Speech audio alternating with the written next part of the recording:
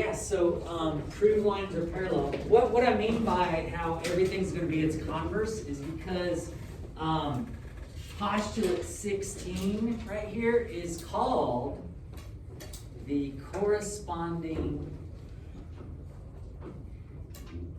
angles converse. Now, the corresponding angles postulate that you learned the last time we met said that if you have parallel lines cut by a transversal, the corresponding angles were congruent. Do you guys recall that? Well, this says the exact same thing, but as a converse. Do you remember what a converse does to a statement? It doesn't make it, I don't know, maybe, but not exactly. It switches the order. Is everybody with me on that? It switches the order. So here's what you're going to write for the corresponding angle converse. If two lines are cut by a transversal, so the corresponding angles are congruent, then the lines are what? Parallel. Do you see how it's going backwards? If you've got two lines cut by transversal and the corresponding angles are congruent, then you know that the lines have to be parallel. So it's the postulate we learned before, but it's converse instead. It actually says converse. You just are switching the hypothesis and the conclusion. So a picture of this would be something like maybe these two angles, right?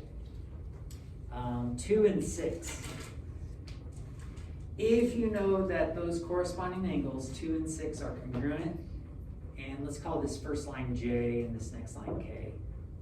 If you know that these two are congruent, what can you say about J and K? Yeah, J is parallel to K. Now, because we're doing things kind of backwards, the instructions might seem a little weird on your examples. This says find the value of x. You're not actually going to find a value of x. You're going to find the value of y. Find the value of y that would make line A parallel to line B. Well, if you're going to make line A parallel to line B, what's going to have to be true about these two angles? They got to be equal, don't they? They are going to have to be equal. And when you solve it, subtract the 6 over, you get 115. Then divide by 5. What do you guys get for y?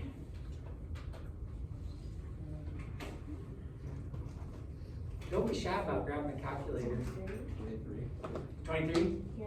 23? Yeah, I like it. I like 23. So really the math was no different, but the way they presented it was a little bit strange. Well, I don't know if you guys remember this or not, but section 3.2, you learned a postulate and you learned 3 theorems. Here we are again, postulate, 3 theorems, and guess what? They're all going to be the converse of what we learned before. So the next theorem is going to be the alternate interior angles converse.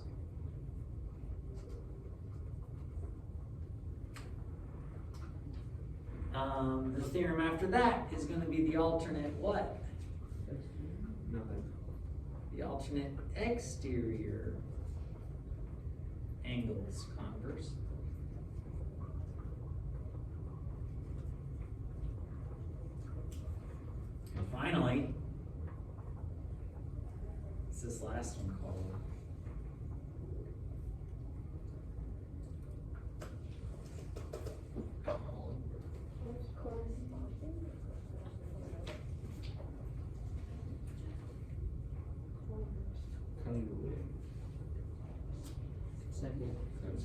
Consecutive, yay.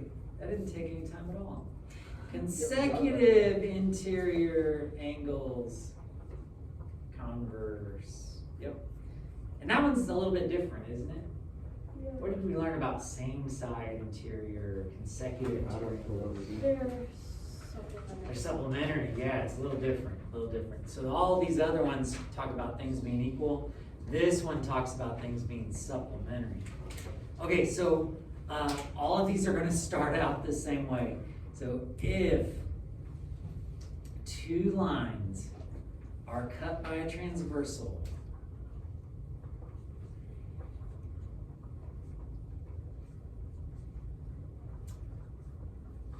so the alternate interior angles are congruent, then what do we know about the two lines? Then the lines are parallel.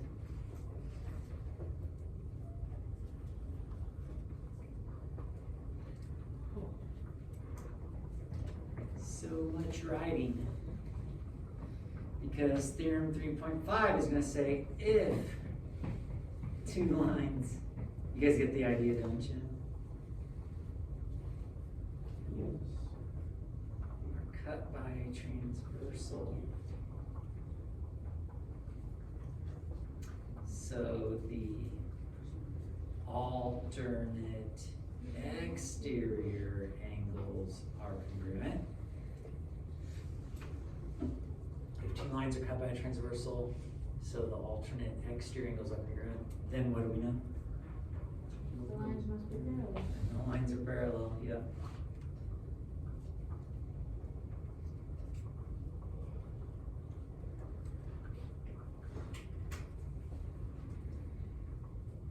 Yep.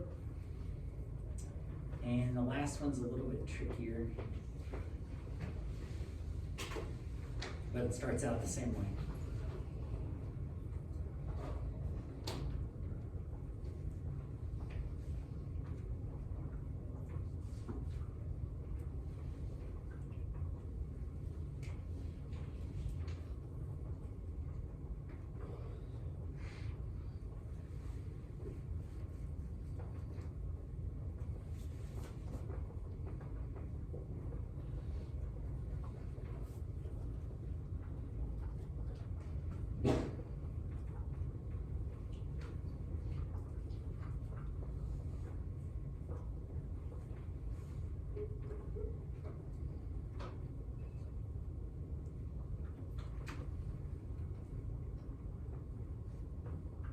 You ever write so much in your life?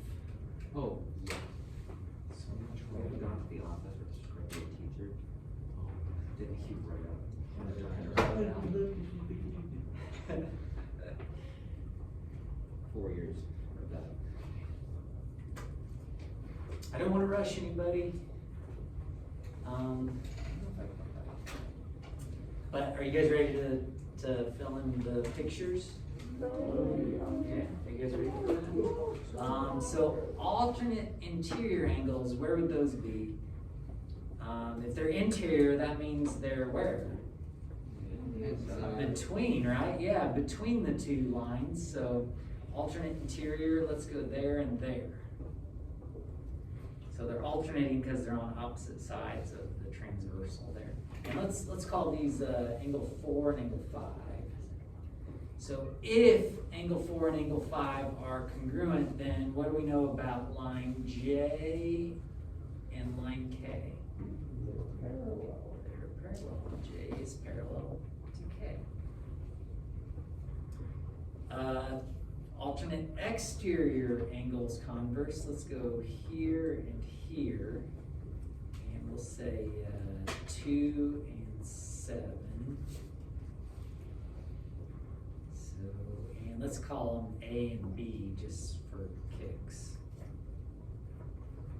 If alternate exterior angles are congruent, what do we know about A and B? They're parallel, yep. And the the last one's a little bit tricky because it's not alternating, it's consecutive interior angles. So 3 and 5. They're not gonna be the same, are they? I mean, I guess they could if everything was a right angle, right? But that's a special case. But what do 3 and 5 have to be? 180. Angle 3 and angle 5 are supplementary. If you know that angle 3 and angle 5 are supplementary, what can you say about A and B? A is parallel to B.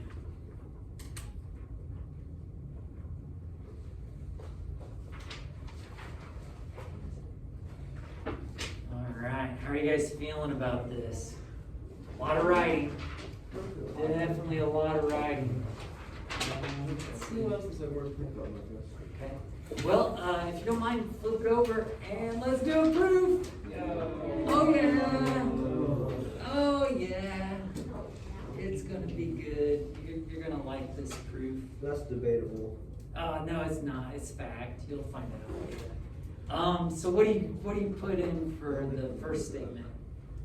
Given. Yeah, angle 3 is congruent to angle 4. And I'm gonna go ahead and mark that on my picture if you don't mind. You guys cool with that? And what's the justification?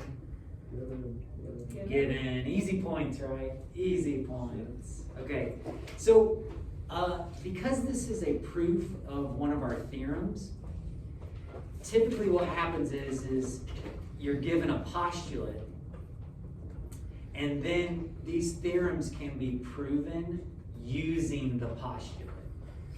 So I'm going to assume that we're going to basically have to show what kind of angles here. Yeah, so let's find out. Let's look at our picture here. Oh man, I think I'm there. Let's see, so our goal is to show that A is parallel to B. And right now I know alternate interior angles, but that's actually the theorem I'm trying to prove.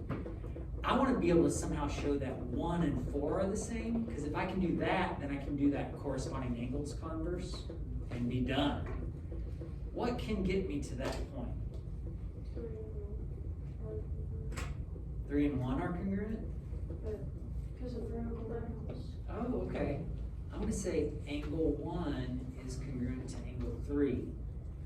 And I agree, yeah, they're vertical angles. And the full explanation is vertical angles congruency. Do you remember what it was? It was a theorem, actually. Vertical angles congruence theorem. And then, Plus you? I want to have, oh, so now I'm here, right? Well, look, isn't 1 and 4, don't they have to be congruent? Yes. Yes, because if 4 is congruent But- to 3, then 3 has to be, then 1 has to be. Oh, okay, congruent to so what justification is that? 4. Transitive, you got it. So angle 1 is congruent to angle 4, transitive property.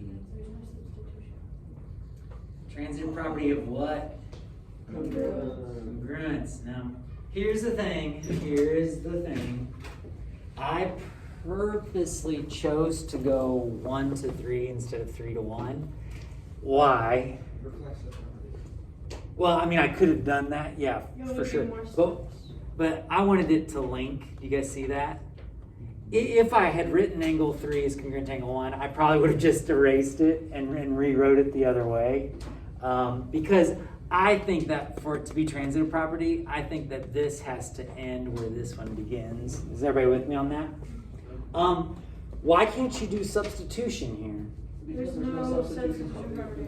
There's no substitution property of congruence. If you're going to do substitution, you'd have to take a step to rewrite everything as equal signs. You don't want to do that. So, transitive property of congruence.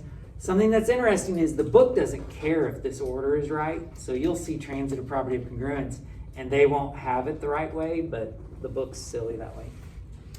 Now that we've said that angle 4 and angle 1 are congruent, we can say that A is parallel to B. But what's our justification? The thing, corresponding angles, Got it. Corresponding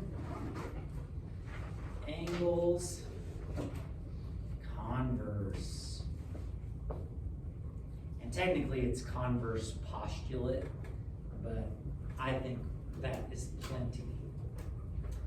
Okay, well, let's see, what time do we get out of here? 52. 52. Do you think it's time? Yeah, but It's it 46. You think so? Yeah, okay, all right.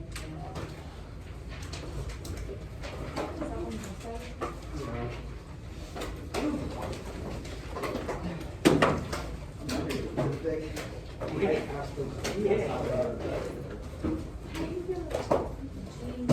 woke up at 7 and I was asleep since then. Is she now? I think so. Really?